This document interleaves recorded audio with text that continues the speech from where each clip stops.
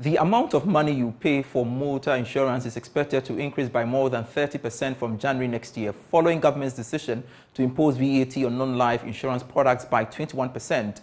Motor insurance itself will go up by at least 10% from 2024.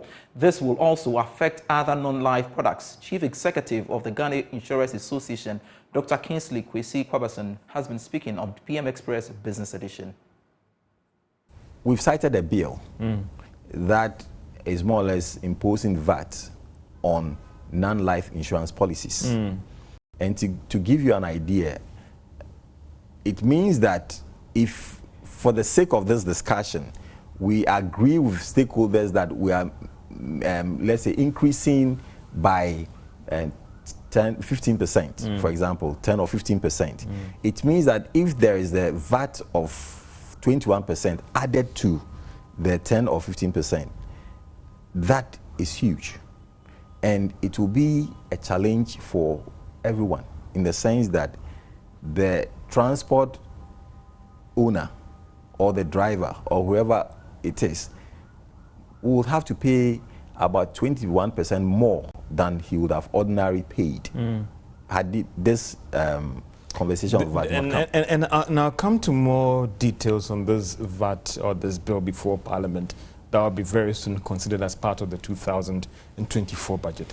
Let me still backtrack a little bit on this motor insurance development. Now, if the agreement was that it will be done yearly, yes, I hope that by now you've done the necessary stakeholder engagement already, hoping that the economists will say, all other things being equal, it could start from January next year. Am I right? Yeah, we are still engaging.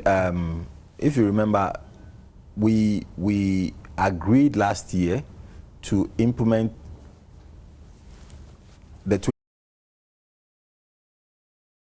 All right, so one thing that is influencing this premium on motor insurance is this VAT amendment bill that is currently before Parliament for consideration. Let's get on to Zoom and get some understanding on this as we speak to a tax partner at PricewaterhouseCoopers Ghana. That's Abieku Jankwansa for more on that. Thanks so much, sir, for joining me on Business Live. First off, is this VAT amendment bill just targeting non-life insurance business?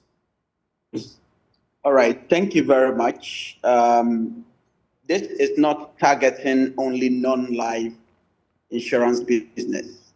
So for the purpose of our audience, that I would like to say good evening to, if you look at paragraph 273 of the 2024 budget, government mentioned that some VAT exemptions would also be reviewed to reduce distortions and abuses in the system.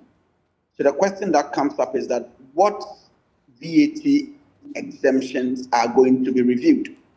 So the one we are discussing now is the non-life insurance. If Parliament approves the bill as it is, we are expecting that VAT would now apply on domestic air travel. VAT would now apply on postage stamps. VAT will now apply on some imported books. So to answer your question, it is not just non-life insurance, but there are a number of things that the bill currently before our Parliament are looking at. All right, so Abieku Jankwansa, help me understand why this bill is being introduced and the certification of urgency, really. Well, I don't know why government probably is doing under a certificate of urgency, but of course, the natural thing is for one to say that under this IMF program that we are under, there are a number of things that government ought to do, including demonstrating that we can raise the needed revenue to deal with our debt situation. So I haven't followed the conversation to be able to mention why specifically we are doing it under a certificate of urgency. But let's go back and look at today's date. We are already getting close to the end of the year. When a national budget is presented, the whole idea is that the budget will take effect from the start of the next year. When it comes to tax matters, Article 174 of our Constitution, is clear. If it is not passed by Parliament, it cannot be law. It cannot be law. And therefore, if Parliament does not ensure that this goes through as soon as possible, then there will be a delay. Let me take you back to the whole conversation around e-levy. Okay. You would recall that e-levy was in the budget. It took some time. There was pushback for a number of period until it was passed when the Black Stars were playing a match somewhere on the 29th of March. So to answer your question, if it's not passed into law, you cannot get it implemented. And maybe government has found the need to say, let me get this under a certificate of urgency. As to whether the procedure is right or wrong, I am not competent enough to discuss that matter. But the takeaway point here is you need to get it done before 1st January if you wish to implement it from the 1st of January. And I was coming to that. So if that's happened, that it is approved by Parliament, say next week, because in some few days they will be recessing, which means it will take effect from January 1, right? That is, if Parliament does not amend the bill to give it a different effective date or a different date that it enters into force, then yes, from 1st of January, if there is no alteration made to the versions of the bill that we have seen now, then that would take effect from 1st of January. Ultimately, what will be the impact or implications for businesses and individuals? All right, so to address that question, if we assume that the insurance companies have the bargaining power, meaning that ordinarily they can ask that I pay a bit more, then what would happen is that you would expect that they would pass on that cost to those that demand such products. So assuming that currently you pay 100 cedis premium, according to the GRA, the effective standard rate is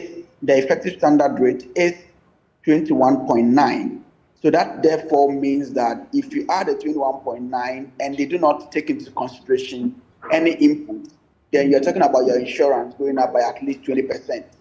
But other things would potentially account for why it may go higher than lower, including other regulatory matters. So in brief, the expectation is that with this introduction, premiums should obviously go up.